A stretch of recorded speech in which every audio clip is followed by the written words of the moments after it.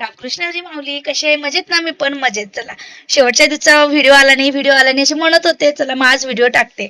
मस्त तुळशीपत्र झाल्यानंतर संध्याकाळी हरिपाठाला गेलो. हरिपाठाला आज काय स्पेशल होतं, तर आज चक्क आम्ही बायकांनी हरिपाठ खेळला, पावल्या टाकल्या.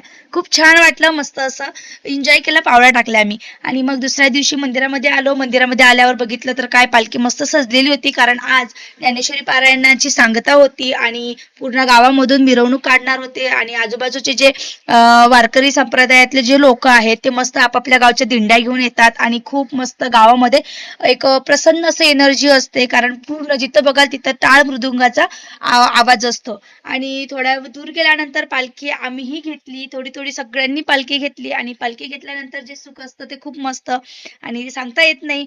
मस्त सगळ्यांनी पालख्या घेतल्यात आणि मग आम्ही पूर्ण गावामधून दिंडीच्या मागे, आमच्या पालखीच्या मागे फिरत होतो. आणि असं संपला आजचा दिवस. अजूनही समोर भरपूर